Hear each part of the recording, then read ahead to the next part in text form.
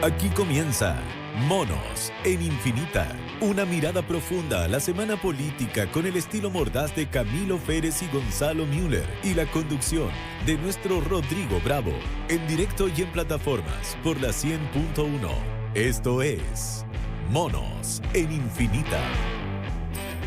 Muy buenas noches, miércoles 27 de agosto, son las 8 de la noche con 4 minutos y estamos en directo en nuestro querido programa Monos en Infinita, nuevamente acompañados como todas las semanas de nuestros queridos Gonzalo Müller, Camilo Férez, en un día en que han pasado hartas cosas, no solo en Chile, tenemos corresponsal desde Argentina, así que vamos a tener ahí información de último minuto. Camilo, Gonzalo, ¿cómo están?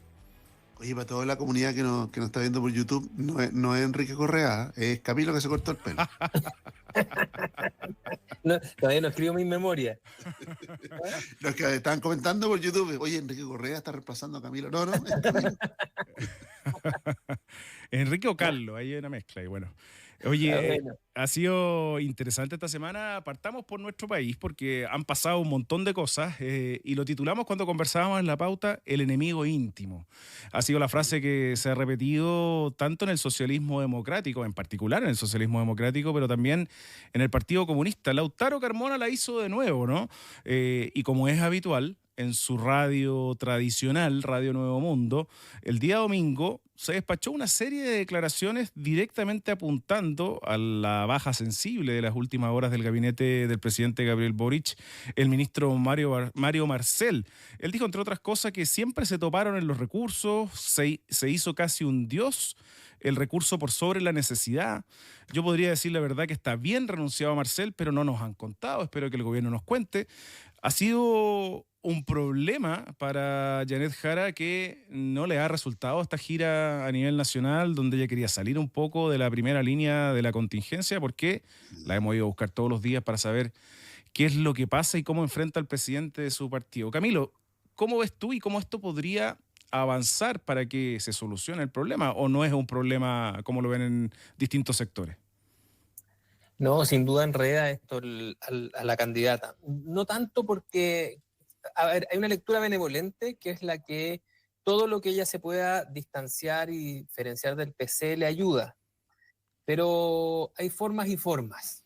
Y ella precisamente, me imagino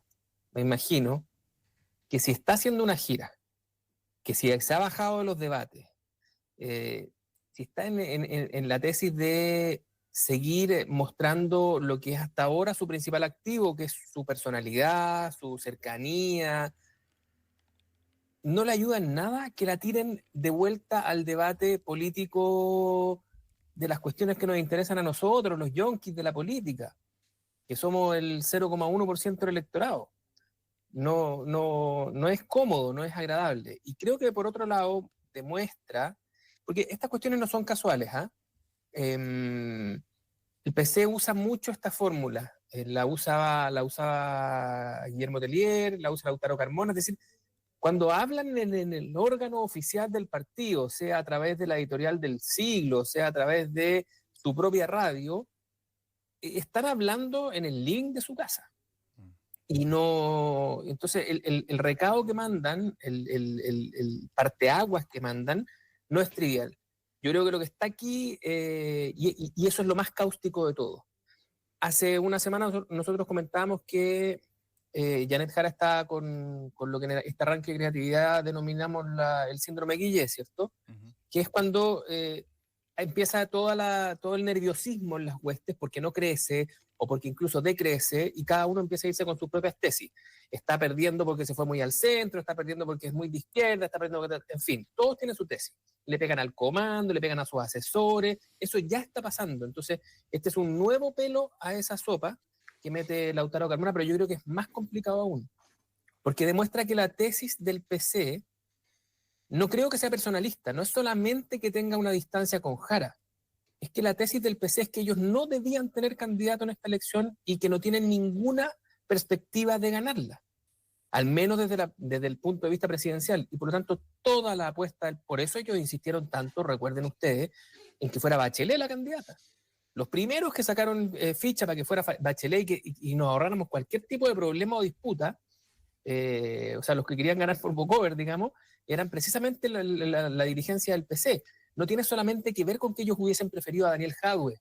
No es un problema solamente ideológico. Creo que hoy día queda demostrado que el PC institucionalmente cree que en esta elección, ellos no debían tener candidato, que tener un candidato los obligaba a hacer las concesiones en el ámbito parlamentario, que no tenían ninguna perspectiva de ganar, y mucho menos, ¿cierto?, un candidato que además los tensara desde el punto de vista ideológico. Por lo tanto, lo que está haciendo Lautaro Carmona es decir, el Partido Comunista va a la oferta de su electorado duro y pretende ganar en la parlamentaria. Y la presidencial, bien, gracias. ¿O no, Gonzalo? Duro análisis, no podría decir con tanta dureza y sin un poquito de conmiseración ahora con la pobre candidata, pero bueno. El blando de Gonzalo Miller. Adelante, estudio. Oye, no, está bien, ¿no? Siempre, bueno, esta va a ser una elección dominada por los errores. Y sin duda que lo de Carmona es la insistencia. Ahora, Carmona es muy transparente, ¿eh? O sea, yo creo que le pasa una cuenta a Marcel y se la pasa directamente porque es lo que le sirve a su partido, es lo que tenía ahí. Algo que no hemos dicho, ¿eh? Igual, cuando renunció, muchos tenían la esperanza que aterrizara en el comando. Se le habría arreglado el panorama. A doña Janet no estuvo ni cerca de pasar, ¿no? O sea, no, es evidente que a Mario Marcel le pidieron, ¿no? Le pidieron hacerse cargo. Cuando se hablaba de un Marcel, como alguien dijo por ahí, un Marcel para Jara, le pidieron al propio Marcel, digo, ¿no? Fueron a buscar sucedáneo y le dijo que no. Y parece que le dijo que no más de una vez. ¿Ah? Y la última vez le dijo, bueno, si yo me puedo ir, me voy. Se fue. Ahora, yo creo que parte de eso es la cuenta que le pasa, ¿no? En esto de que se va desgranando el choclo que instala la teoría que instala Carmona, ¿no? De decirle aquí hay algunos que se están bajando ya de la campaña y le pasa cuenta a María Marcel. ¿Pone en dificultad a Jara? Sí, la pone en dificultades, pero ¿por qué? Porque hace evidente los problemas que está teniendo hoy día la campaña nomás. Si Carmona apunta donde duele, ¿no? O sea, no tiene un diagnóstico, no está hablando de una orilla, no está hablando de una agenda que no le interesa a nadie, está hablando de los problemas de la campaña y apunta a ciertas responsabilidades fuera del Partido Comunista, ¿no? No, recordemos que además en materia de la voz económica de Janet Jara, la caída de Fernando Carmona tiene que haberle dolido algo a su papá, ¿no? O sea, no. Una pasada de cuenta, dices tú. Sí, claro, ¿no? Así como si mi hijo no alcanza, bueno, le pasa la cuenta a Marcel y a todos los demás, ¿no? Yo creo que hay un componente de eso, independiente. La papacracia, que le alcanza a Kass también.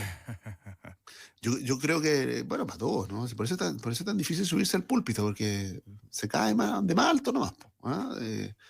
Entre más arriba el púlpito esté, y nuestro amigo Giorgio nos podrá dar una clase magistral de eso en otra oportunidad, ¿no? Está dando clases de otras cosas. Hace tiempo que no paseamos a Giorgio. Lo echaban de menos ya. Yo creo que nos está escuchando ahí en España. Sí. Oye, algunos datitos que pudimos reportear durante el día con el equipo de política. Según pudimos conversar con algunas figuras del comando de Janet Jara, hubo hoy día una reunión telemática donde le pidieron a Bárbara Figueroa explícitamente que ordenara el partido, que le pidiera a Carmona que no se meta más en estos temas, que le está haciendo daño a Jara, es lo que dicen ellos desde la interna, y que dejaron a este comité estratégico que tiene el comando de Janet Jara que se encargue de ordenar al Partido Comunista. Este jueves, mañana, hay reunión de este comité estratégico, vamos a ver si eso avanza, pero ellos consideran... Yo creo, Rodrigo, ¿sí? yo creo que a doña Bárbara le pidieron algo más que eso, que estaba agarrada a los combos literal con la GOPE por el otro vocero, ¿no? O sea, Sí, es verdad. Esa fue ordénese y ordena al Partido Comunista, le habían dicho. Y fíjate que, según nos comentaron, se comunicó Jara con Carmona. Carmona está en México y llega mañana.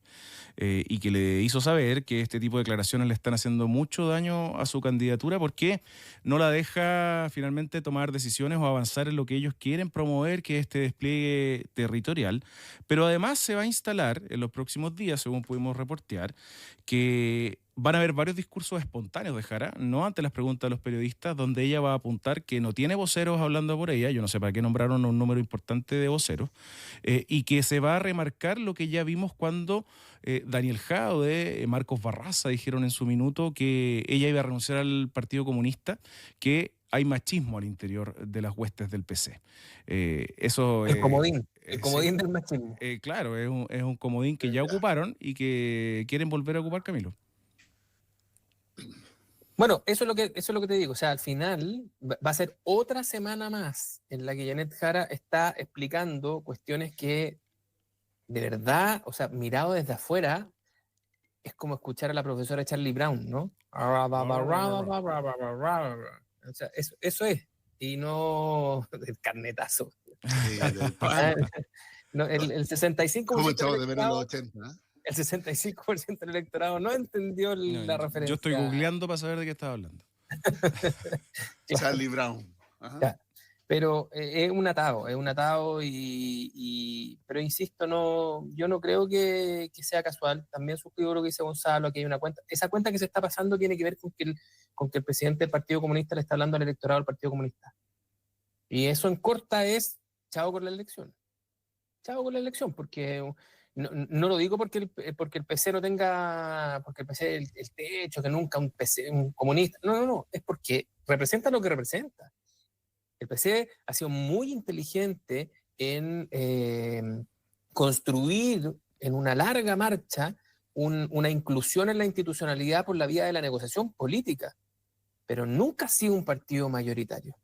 Y me imagino que tampoco aspira a serlo. Y por lo tanto, el mensaje que él manda es un mensaje de soltando amarras respecto a la candidatura, y yo creo que es muy preocupante. No es mortal, pero esto equivaldría a que el presidente de la UDI estuviera criticando la campaña de Evelyn Matei todos los días. Y en vez de hacer lo que hace, que es tratar de cuadrarse, aunque entienda que el comando se está mandando un condoro con lo de Pinochet y Sutil. Entonces, es complicado. Yo me imagino que estar adentro de ese comando hoy día debe ser tremendamente angustiante y desagradable. Pero bueno, nadie les dijo que esta cuestión iba a ser miel sobre hojuelas, así que con su deber nomás cumplen. Es verdad. Un dato, Gonzalo, para darte el pase. Reporteando también y conversando con un amigo del socialismo democrático, me decía que hay otra molestia a Lautaro Carmona, que hasta que el ministro de Justicia, Jaime Gajardo, era parte del comité político, las cosas estaban tranquilas con la moneda. Pero cuando él deja de ser parte del comité político, por el regreso de Camila Vallejo, ellos no se sienten representados en esa instancia, porque para el PC Camila Vallejo ya no es comunista, es boricista. Entonces, hay también ahí, según me contaban, un reclamo implícito a la representación que hoy día tiene el Partido Comunista en la moneda. Sin duda, ¿no? Bueno, ya acaba de decirnos Rodrigo de dónde viene la buena idea de eso, de acusar misoginia en el PC. ¿Ah? Pero oye, pero, no me ayude, compadre, ¿no? Levantemos un tema más malo todavía que el tema de Marcel. Oye, ¿y la misoginia en el PC? ¿Ah? No, cuesta entender, ¿no? Y son dinámicas propias del roce, de malas semanas que van encadenándose una a otra.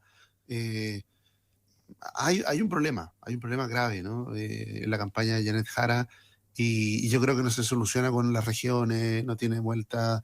Ella tiene que quebrar algo que en algún minuto vivió, como leí por ahí en alguna columna, el candidato Guillé, ¿no? Tiene que quebrar con los partidos. Si ella, todo candidato que va al ritmo de los partidos, salvo que sea los dueños de su partido, algo que dijimos alguna vez, ¿eh? Se van a terminar imponiendo los candidatos de partido único o de partido ad hoc, ¿no? Como Kaiser, como Parisi, como Kast, ¿no? No sé si a la peruana, ¿no? En términos de que cada candidato crea un partido para ser candidato. Una, dos, tres veces, pero crea un partido, ¿no? Porque las coaliciones tienen esta cosa que es complicada, ¿no? Que al principio puede ser un atributo positivo, la transversalidad, pero que después la transversalidad rápidamente puede degenerar en caos, desorden, multiplicidad de voces, contraposiciones, contradicciones, y eso enreda, ¿no? Enreda una ciudadanía que lo único que quiere es ponerle poca atención a la política, y lo poco que tiene que ser blanco y negro. Por lo tanto, no está para matices. Gonzalo, tú que eres viejo en estas lides, solo en estas lides, porque en el resto eres muy joven. si Janet Jara tuviese una perspectiva boyante de ganar, ¿se le desordenarían los partidos? Menos. No, o sea, claro, si los partidos se desordenan cuando empiezan a sacar la cuenta de que tienen que irse con sus propias tesis hacia sus propios públicos. Cuando ellos piensan que el público de la campaña es más chico que el de ellos mismos, entonces empiezan este tipo de tironeos. Sí, lo que pasa es que no es tan así, porque Janet Jara marca, ¿no es cierto?, 26 puntos en la encuesta. El Partido Comunista nunca ha sacado más de 6 puntos. Entonces no veo cómo no ser el partido más leal de Janet Jara le dé un impulso al Partido Comunista. Si lo único que choca con eso es que Janet Jara lo único que no quiere es ser la candidata comunista. Entonces desprecia la idea, manda defenestrar al encargado económico del Partido Comunista, nacionalización del cobre, pero yo por ningún motivo. 60 años dando la pelea a la nacionalización del cobre, ahí, esas agendas largas, no, por ningún motivo, olvídense. Entonces, hay de los dos lados, ¿no? El Partido Comunista podría haber tomado la campaña Jara y con lo que marca Jara hoy día, o con lo que puede terminar marcando, 25, 26 puntos, podría hacerse un festín, o sea, tener un resultado parlamentario histórico. El problema es la desconexión y lo que creo yo que está haciendo de guardián de la fe, de la buena doctrina Carmona, es que ellos tienen que seguir parados sobre los mismos pies, los mismos pilares, después de la campaña. Yo creo que se va imponiendo la tesis que le escuché a un par de amigos, que después de la elección no hay más Jara. O sea, Jara es debut y despedida. Va a quedar con pocos amigos, al menos en el PC, ¿no? Al menos en el PC es debut y despedida, y eso es lo que puede terminar tensionando que no nos sorprenda que ya se concrete la renuncia al PC, ¿no? ¿Y no puede ser, Gonzalo, que se tome el PC Jara? Porque pensemos en una segunda vuelta eventual donde pierda por un 60-40, así de contundente. Igual va a ser la comunista que más votos ha tenido en la historia de nuestro país. Sí, pero recuerda que los recovecos electorales internos del PC son un poco más complejos y por lo tanto tienen menos conexión directa con esas mayorías nacionales. Sí, va a estar en el frío de la oposición, ¿no? Donde poco espacio para intentar entusiasmar. Mira, ese quiebre podría ser posible, pero tendrían que reconocerle autoritas 2 o 3 personas clave en el PC que todavía no se la reconocen. Camila Vallejo, Carol Carriola, ¿no? Ellas eran como las primus inter pares en ese lote y hoy día han visto pasar por delante a Jara, no con indiferencia, ¿no? Tampoco con mucho entusiasmo. Y resulta que ellas tendrían que cuadrarse con ella y quebrar el Partido Comunista, ¿no? Pero no veo ninguna de ellas en eso. Algunas declaraciones de hoy día, que para ir cerrando este tema, pero que dejan esta distancia, o al menos algunas pasadas de cuenta desde el socialismo democrático al Partido Comunista. Juan Luis Castro, que me dijeron que estaba bien molesto porque no lo nombraron jefe del equipo de salud, y que por eso ha venido tirando la cadena hace un par de días. Janet Vega finalmente fue nombrada en ese equipo. Dijo, el tribunal del PC o guarda silencio o que diga derechamente que quiere que Jara sea derrotada. Pedro Araya sería mucho más honesto que Lautaro sincere cuál es la posición del Partido Comunista, porque si no les interesa, mejor que dé un paso al costado. Fidel Espinosa, que estamos acostumbrados a este tipo de declaraciones, le gustaría a lo mejor que la candidata pierda, para que así el PC esté vigente en las calles y en los movimientos sociales. Oye, la declaración es más dura, la del secretario general del Partido Socialista. Sí, pues, Camilo Escalona.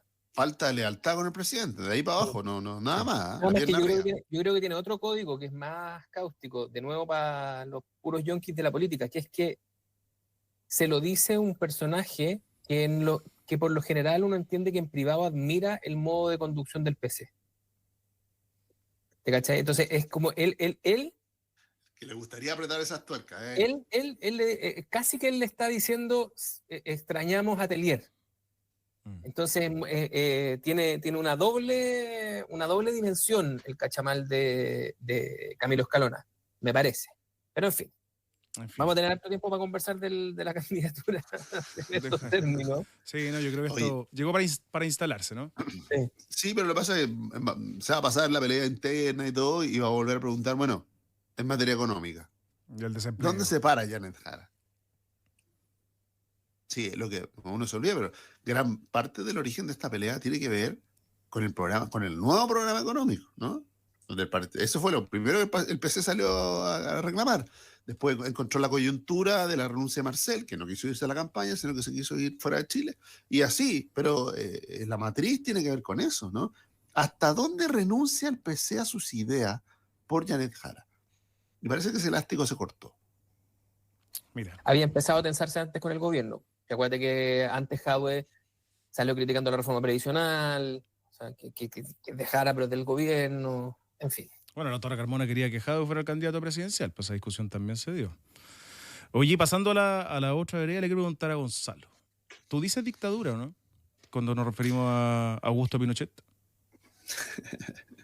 Volviendo a los temas, a los 51 años. Vamos camino a los 51 años, ¿no? Sí, 50 yo creo años, que, yo creo a esta altura, yo creo que la denominación técnica o la discusión técnica del gobierno de Augusto Pinochet fue una dictadura técnicamente, sí. Para mucha gente tiene una connotación negativa la palabra dictadura y dice gobierno militar, sí. Hay posibilidades de que las personas que vienen hace 51 años diciendo gobierno militar digan dictadura, está difícil. ¿Tiene que haber una verdad única? Yo creo que ese fue un error de la izquierda. No haber avanzado en lo que teníamos en común, en lo que sí habíamos avanzado, condena a todas las violaciones de derechos humanos, sin contexto, ¿no? Búsqueda de la justicia y todo lo que hemos venido avanzando en los últimos 35 años en esa materia, ¿no? Pero en la denominación de esto de dictadura o régimen militar o gobierno militar o como usted le quiera decir, yo creo que tratar de convencer a las personas hoy día de mover esa aguja, yo creo que es algo que ya no tiene mucho sentido, ¿no? Ya está instalado, los que dicen gobierno militar, los que dicen dictadura, y el significado de cada una de esas palabras es distinto para cada uno de ellos, ¿no? Y hay un subconjunto, dictadura militar o dictadura cívico-militar. Claro, entonces tenemos todo tipo de combinaciones posibles, ¿no? Pero lo que está, de nuevo, es una palabra que nos divide, sí. Ahora, yo creo que no nos divide tanto como antes, no. No tiene el mismo protagonismo. O sea, si uno usa los medios como barómetro, no ha logrado titular, ¿ah? A pesar de que está ahí la disputa, ¿no? Los errores, el traer el tema. En general se dice que es un error este tema, ¿por qué? Porque es un tema que hoy día no está en la agenda, ¿no? Y es sobre la duda donde se genera la noticia, ¿no? Porque en el caso del Partido Republicano, nadie le pregunta a José Antonio Kast, dice, ¿no? Nadie le pregunta a nadie en el Partido Republicano respecto a estas porque lo noticioso es que te enrede, pues, Gonzalo. O sea, no, si te tenéis que tomar 7 minutos para contestar la pregunta, eso es lo entretenido. Así que si el otro va y dice, no fue una dictadura, ya, ok, es impactante, porque lo fue, pero sacaba la fiesta muy rápido. Lo entretenido es que tú le preguntas a 5 personas en el comando de Lin Matei y hay 5 respuestas distintas. Claro, el tema y la mirada larga de esto, creo yo, está en que no es un problema uno lo podría decir, de la oferta política, ¿no? Si en la sociedad chilena, si usted hiciera una encuesta, a usted que le gustan las encuestas, preguntan. Si usted le dice dictadura o le dice gobierno militar, y va a encontrar de que hay un sector importante que le dice dictadura, mayoritario, creo yo, y hay otro sector importante también de chilenos que le dice gobierno militar, y que no se van a poner de acuerdo, y ninguno va a estar dispuesto a aceptar el concepto del otro. Ahora, para no alimentar la fake news, ¿no? Decir una u otra no implica algo que sí hemos logrado, que es la condena a la violación de los derechos humanos. Sin contexto, sin mirar quién la ha cometido, sin excepciones. ¿Pero por qué no hacías a la salida hoy día del comando de Matei? Porque yo escucho a Gonzalo y ahí podría ser una asesoría en las vocerías del parte del Comité Estratégico de Matei, porque no lo veo con tanta claridad cuando se le pregunta, como decía Camilo, le pregunta a 5 personas y encuentra 5 respuestas distintas. Claro, porque representan a mundos distintos, Rodrigo. Si ese es el punto.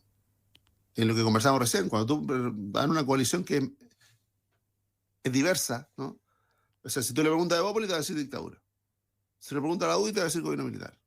Si le pregunta a Renovación, depende de quién le pregunte, ¿no? Y te va a pasar, ¿no? Y ya lo que nos viene pasando hace mucho rato, y no, por eso digo que no, es algo que tiene un anclaje no en el marketing político, no en la conceptualización de los liderazgos políticos, sino que todos los liderazgos políticos de derecha se dan cuenta que es algo que tiene un anclaje en la sociedad y en el elector que ellos representan. ¿Ah? Si es ahí donde se produce la tensión. No es algo intelectual o la incapacidad de nombrar las cosas como son, ¿no? Nadie está sosteniendo que es un gobierno ni democrático, ni que se hayan respetado todas las libertades. Por eso digo, o sea, hay una parte que tiene que ver con el diagnóstico de lo que pasó y que tiene que ver, que lleva a mucha gente, que de nuevo, los últimos medio siglo diciendo dictadura y a otros diciendo gobierno militar. Y a un montón diciendo cosas muy raras que están entre medio. Yo recuerdo a la propia Evelyn Matei en algún minuto cuando ella, bueno, la primera vez que fue candidata, ella le preguntaron y ella dijo, no, yo no digo dictadura, pero no fue un gobierno democrático. Ya. Y ahí ya tenía una bajada. Mira, no hay ninguna, en este tipo de cosas es muy complicado hacer analogías porque probablemente no hay nada que tenga la brutalidad y los efectos humanos negativos que tuvo la dictadura.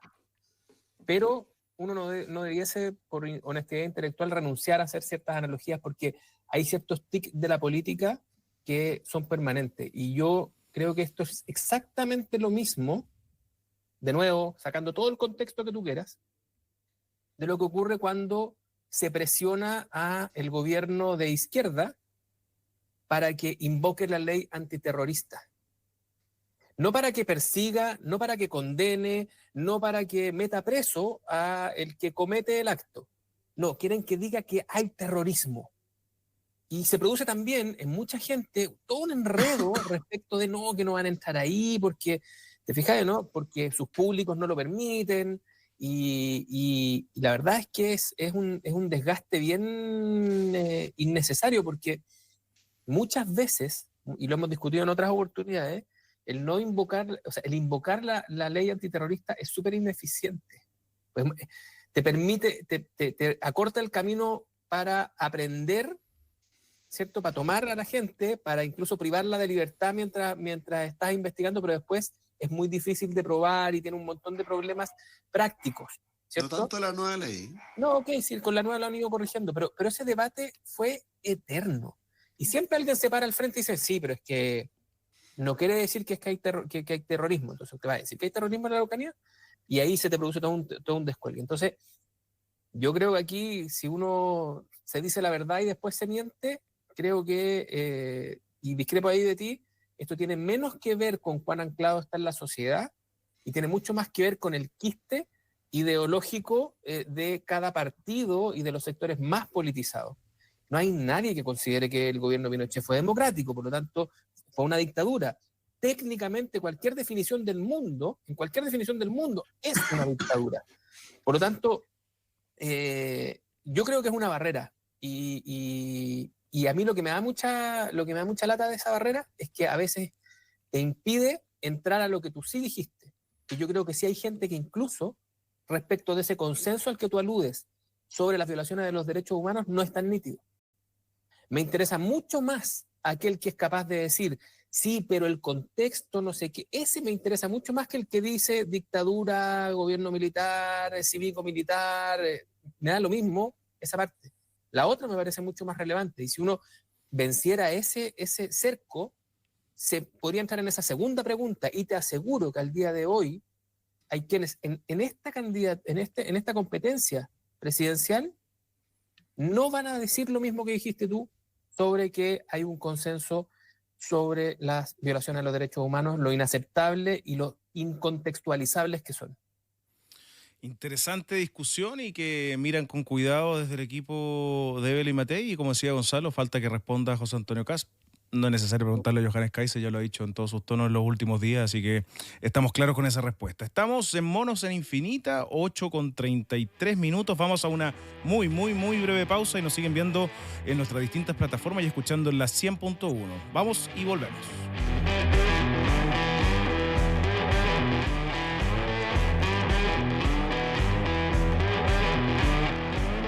Escuchas Monos en Infinita junto a Camilo Férez y Gonzalo Müller y la conducción de nuestro Rodrigo Bravo.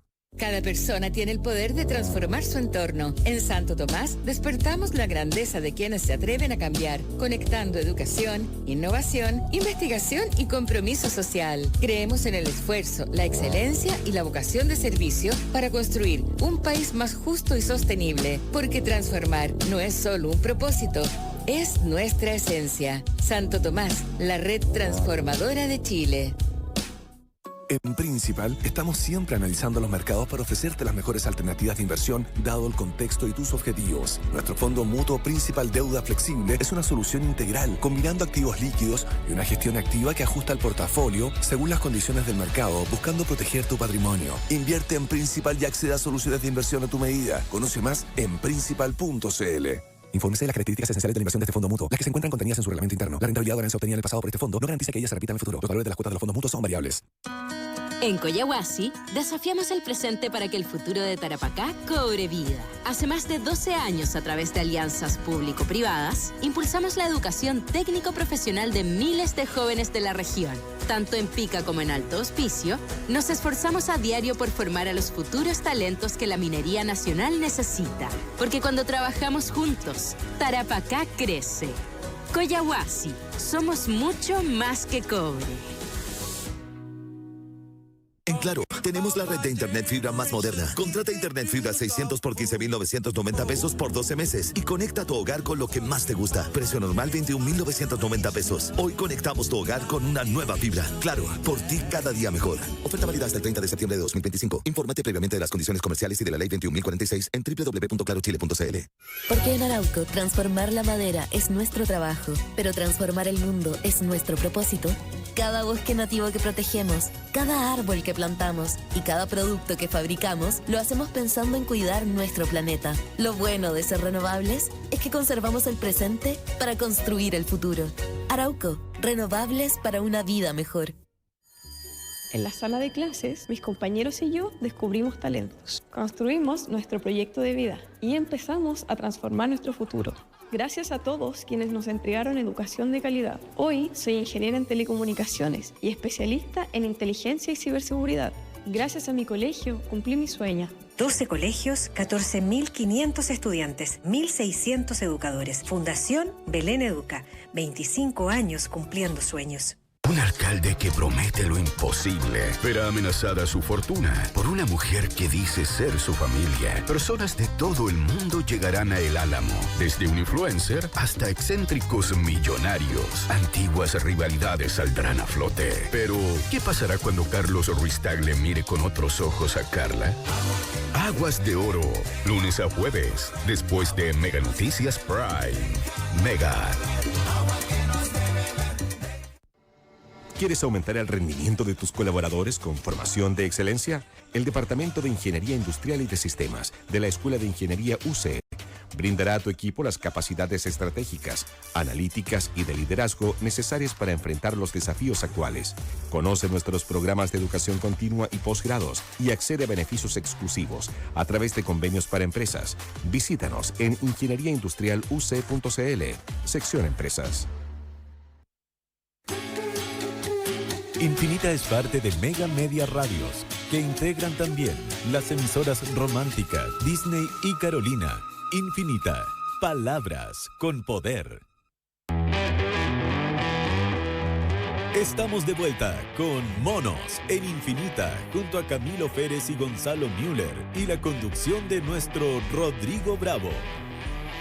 Estamos de vuelta ya, 8:37 de la noche, en vivo y en directo, Monos en Infinita. Ahí Camilo y Gonzalo desde sus residencias, yo acá en el estudio, con ganas de seguir analizando un montón de cosas que pasaron, ¿eh? Y teníamos hartos temas nacionales, pero creo que la contingencia internacional nos manda también a hablar de otras cosas, ¿eh? Y Gonzalo Müller estuvo con nosotros estuvo él hace poquitas horas en Argentina, donde se fue la noticia con piedras, con huevos, en un pick-up de una camioneta. Nuestro corresponsal allá estuvo ahí, no en el lugar exacto, pero cerca, yo creo, ¿no, Gonzalo? Y bueno, se acabó, decíamos en pausa, la luna de miel de Javier Milei.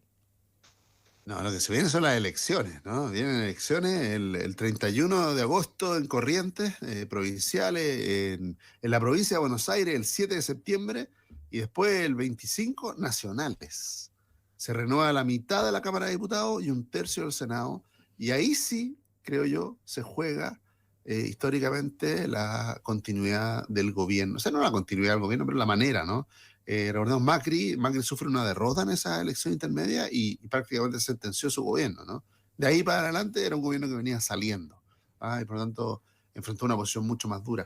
Lo que hizo noticia hoy día, bueno, es que hace real algo que habíamos visto. No hay un líder opositor a Macri.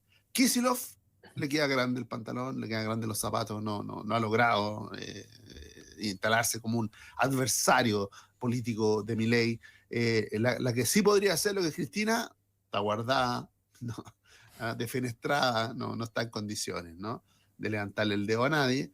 El propio Macri, porque la oposición interna, el PRO está en una situación compleja respecto de la Libertad Avanza.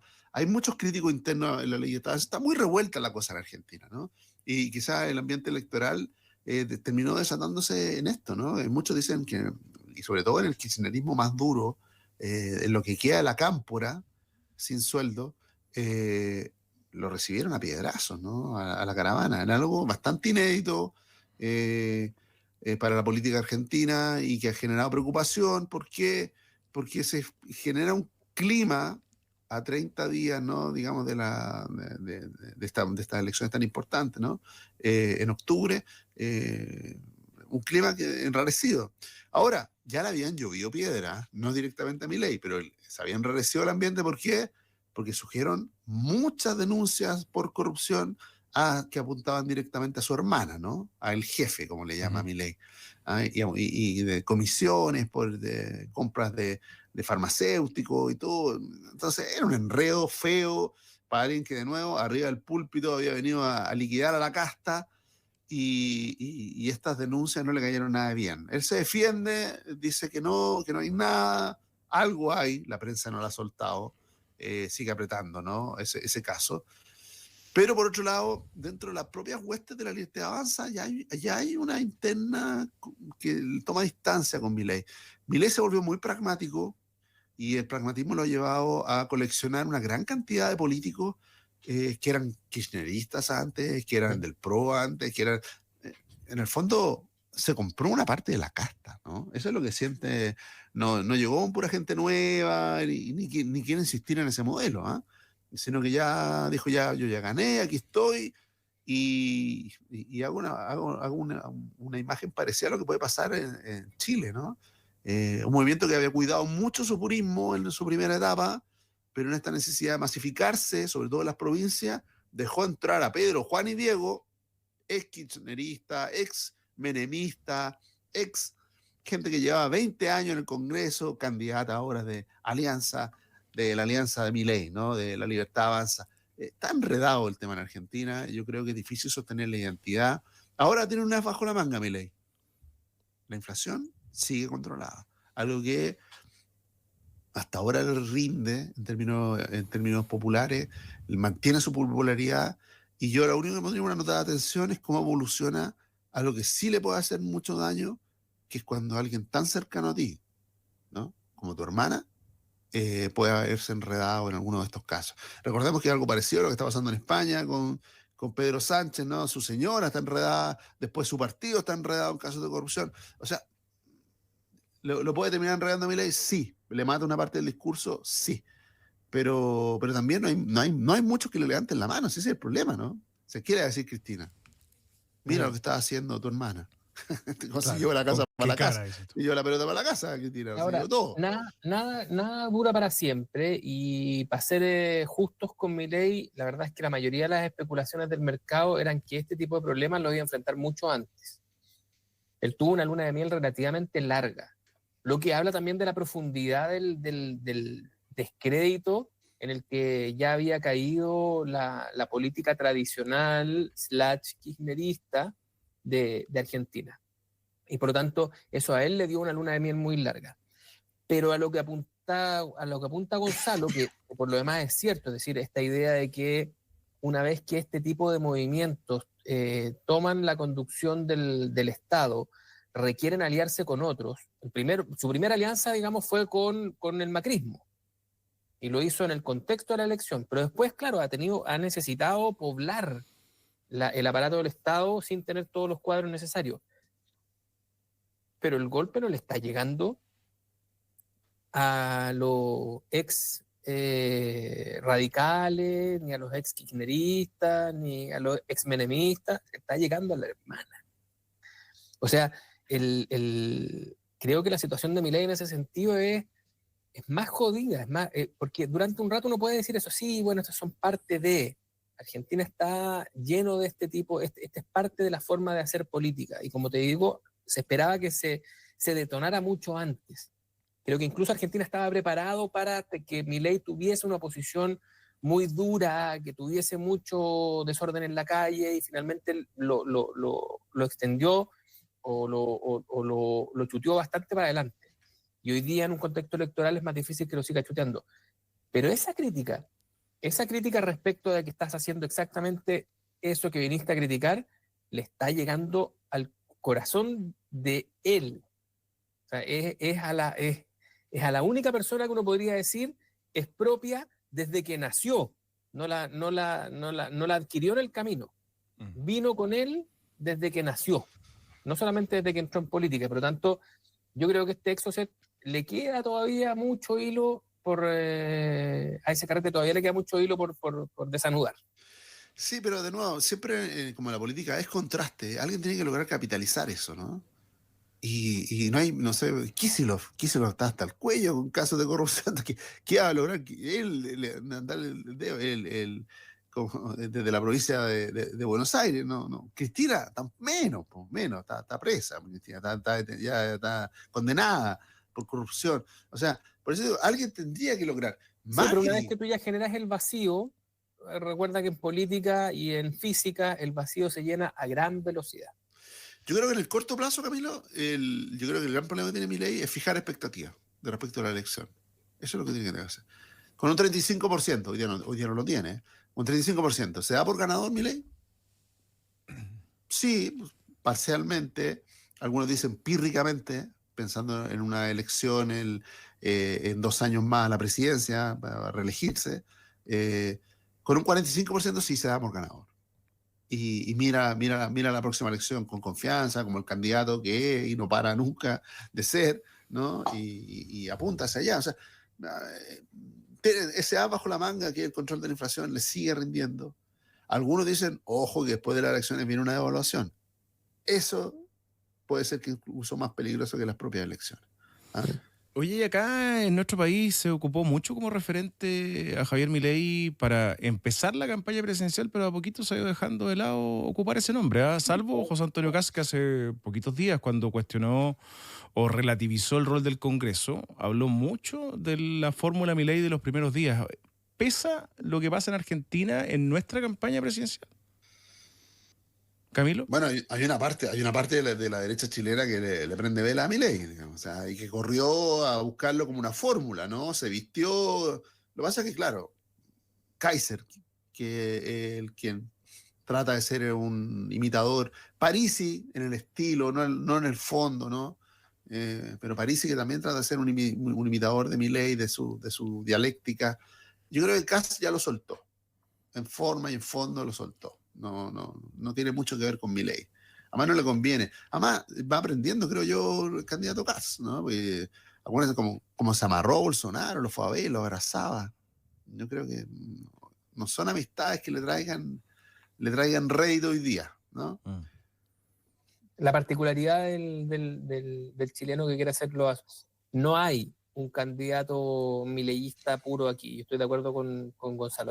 Algunos le van al estilo, otros le van al contenido, digamos, pero no ese desenfado, esa disposición a extremarlo todo y a farandulizarlo todo es algo que es muy propia y que aquí no tiene un imitador nato. No, pues incluso, Camilo, recordemos una cosa, cuando el encargado económico de Kaiser, porque sí, él también tiene encargado económico, todos tienen, no por ser menos, ni por ser más, también tiene un encargado económico. No lo conocemos nomás. Sacó su cuña respecto de que, bueno, que el Banco Central no era tan indispensable, porque los libertarios no creen en la existencia del Banco Central. Sí. Es parte de su credo, ¿no? Que el problema es cuando transforma en religión las cosas que no lo son, ¿no? Y resulta que en Chile el Banco Central es una institución prestigiosa, sinónimo de estabilidad, transversal, y resulta que tuvo que el propio Kaiser salía a decir que él nunca había pensado eliminar al Banco Central. Ahora son figuras incómodas a ver, pero de nuevo, si nos decimos la verdad, a la derecha chilena en general y al votante de derecha le gustan varias cosas de Milei, le tiene fe y le pone ficha. Le gustan varias cosas de Bukele, le ponen fe y le ponen ficha, y le gustan muchas cosas de Trump también, y por lo tanto, pero a ninguno se lo pueden comprar a fardo cerrado. Yo te diría que incluso en el otro tema internacional que tenemos hoy día en pauta, que es esta bravata de Trump a Maduro, que por ahora, digamos, es como bravata, es una cuestión tremendamente grave, puede ser tremendamente disruptiva en la región, tiene todos los elementos para que nosotros hayamos partido hablando de eso, y sin embargo en Chile parece que llega como, no alcanza a tomar suficiente vuelo. Yo creo que tiene mucho que ver con que son ambos, un personaje de derecha y un personaje de izquierda, que en realidad nadie quiere salir a defender en tanto personajes. Y son dos personajes muy incómodos, y por lo tanto es muy difícil que esa polaridad tome posición, y es además un tema tremendamente inconfortable, que todo lo que los actores políticos se puedan ahorrar al respecto, porque una cosa es que tú tengáis todas las observaciones del mundo respecto del régimen de Maduro y que lo estés apuntando con el dedo, que no ganó la elección, que es una dictadura o que es una narcodictadura, y ahí vamos de nuevo a todos los matices de los conceptos. Y otra es que salgáis a celebrar que lo derroquen vía cañonazo. No es, el tema es bien inconfortable, y las figuras son más inconfortables aún. Yo creo que a nuestra clase política le cuesta mucho irse con todo el hilo, con todas esas figuras que hoy día son las que dominan la escena en la política mundial. Son figuras que son tremendamente carismáticas y al mismo tiempo desenfadadas y absolutamente incorrectas desde el punto de vista político, por decirlo en términos muy ligeros. Oye, mira, hace 37 años Murray Edelman escribió un libro, gran politólogo estadounidense, y La política como espectáculo. Y a pesar de lo que escribió el año 88, es como que hubiera estado observando a Trump de manera permanente, ¿no? Porque todas las decisiones que toma Trump se transforman en un espectáculo, ¿no? Son todas visuales. O sea, ¿viste cómo se llenaron las redes sociales de las imágenes de la flota norteamericana en rumbo hacia Venezuela? Sí. Y eso se transformó en un hito político y generó todas las consecuencias, y puso en alerta a la dictadura venezolana, y puso en alerta a Maduro, que dijo: aquí estamos, voy a movilizar 4,5 millones de venezolanos que se van a inmolar por mí. Pero bueno, es parte del espectáculo, ¿no? Como lo ha hecho en todas las dimensiones, a veces con más éxito, a veces con menos éxito, pero es parte de lo que Trump maneja, y maneja muy bien. Oye, y esta misma discusión ya pasamos a Venezuela, con esto de la búsqueda de Maduro, el cartel de los soles, el líder del cartel de los soles, el narcotráfico. Esta sí es una discusión que va a aterrizar en Chile, creo que más temprano que tarde. Camilo decía, esto debería ser el inicio de nuestro programa, o debería ser lo que cope las portadas y los titulares de la televisión y de los diarios. Pero va a llegar el minuto en que la presión va a llegar hacia el presidente Gabriel Boric, y que se manifieste respecto a lo que está ocurriendo hoy día entre Estados Unidos y Venezuela. Se lo vamos a preguntar a la candidata del Partido Comunista, Janet Jara, otro de los flancos que tiene ahí con Lautaro Carmona, de la realidad de lo que vive hoy día Venezuela. ¿Creen que este sí va a ser un tema que se va a tomar nuestra campaña? Lo conversamos recién con lo de Milei, llega para Chile, pero esto quizás está un poquito más cercano por lo contingente que tiene la relación del PC con Venezuela, Camilo. Sí, o sea, a ver, debiera estar. y todas nuestras palabras de buena crianza respecto de que estamos contra las dictaduras, vengan de donde vengan, y contra los golpes, vengan de donde vengan, se van a tensionar con esta conversación. Va a ser una conversación súper compleja para tomarla desde ese lado, pero debiese estar. Pero para eso primero tenemos que tener debates a los que asistan todos, y segundo, asumir que este no es un tema que solamente vaya a complicar a uno. Uno, claro, dice, sí, incluso creo que Janet Jara puede salir mucho más fácil que cualquiera que esté al medio de este problema. Porque basta con que ella condene suficientemente a Maduro para que gane un poco de cancha. Pero acto seguido tenés que referirte a que si esa condena justifica que una potencia extranjera te ponga un arsenal en tus costas y que por lo tanto te amenace por la vía de derrocarte por las armas. Y eso es mucho más complicado. Y creo que una pregunta que nos haría bien. Pero para poner en perspectiva histórica esto, ¿no?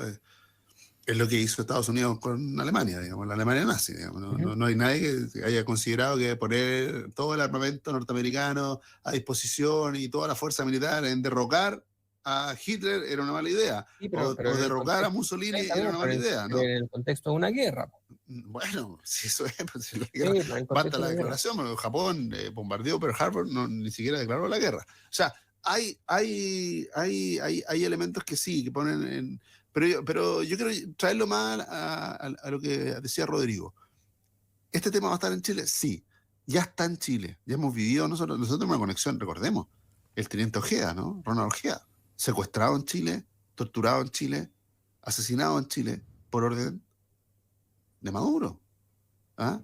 La conexión Tren de Aragua-Maduro, que siempre ha estado arriba de la mesa, que varias de las fiscalías coquetean, o no coquetean, no han logrado formalizarlo, pero que lo tienen en perspectiva, ¿no? El colaboracionismo del gobierno con el Tren de Aragua y otras organizaciones criminales. Entonces, cuando aparece el cartel de los soles, no aparece en el aire, ¿no? No es como que algo que dijeron, oye, mira, porque tiene que ver la conexión, ¿no?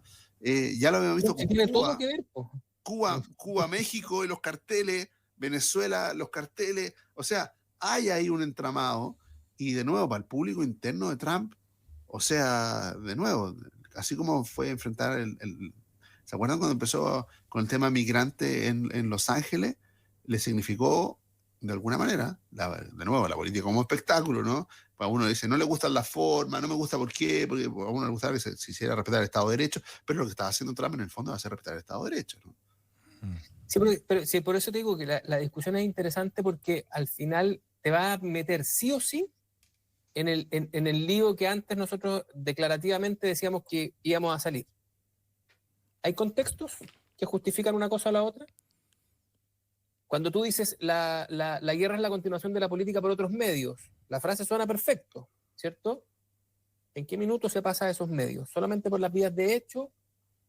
¿Cuánta gente está disponible, ¿cierto?, para mirar para el techo un rato, viendo que los efectos de lo que va a ocurrir le son favorables?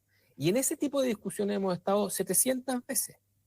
Esta es la parte más inconfortable. La otra es mucho más fácil, la maniquea, ¿cierto? La que yo digo, no, esto siempre es malo y esto siempre es bueno.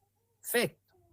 Pero en toda la zona de grises que abre este problema, precisamente porque nos afecta, precisamente porque como país condenamos mayoritariamente el régimen de Maduro, precisamente porque consideramos que y vivimos las consecuencias de que un Estado reconocido por todos los demás estados del planeta o al menos de la región tenga los vínculos que tiene y por lo tanto vía pasaporte y un montón de cuestiones que están reservadas para los estados, se meta en toda la línea más bien delictual de la convivencia. Bueno, todos esos problemas que son una suma de grises, ahora se nos viene aquí de golpe.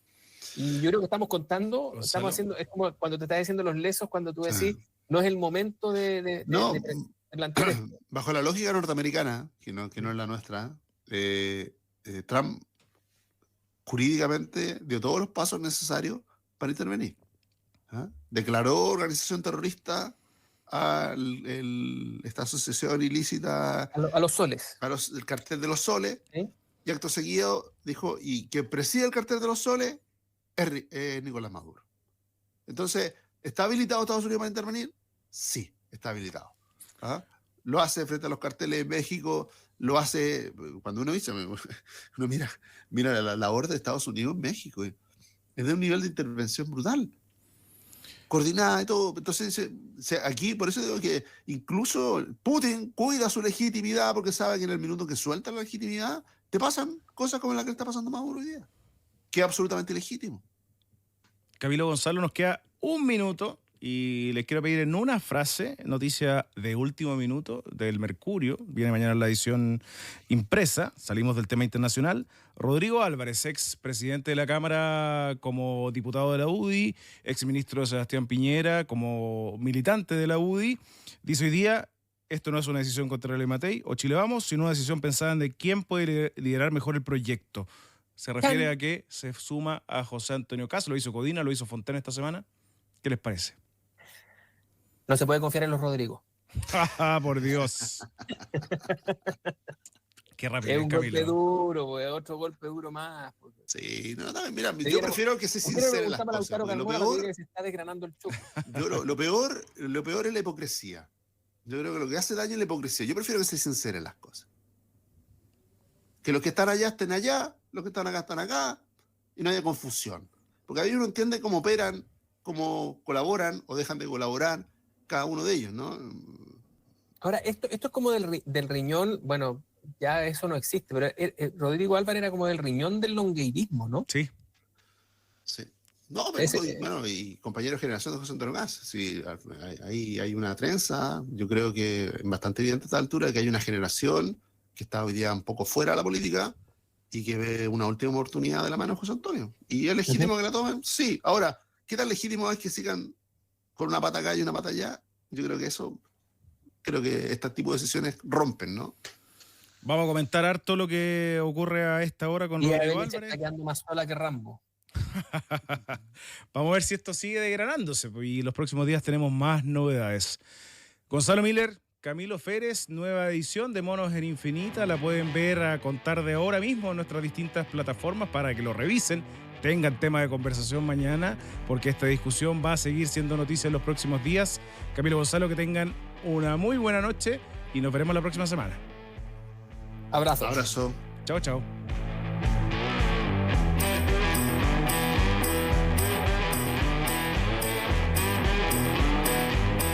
Aquí termina Monos en Infinita, una mirada profunda a la semana política con el estilo mordaz de Camilo Férez y Gonzalo Müller y la conducción de nuestro Rodrigo Bravo, en directo y en plataformas por la 100.1. Esto fue Monos en Infinita.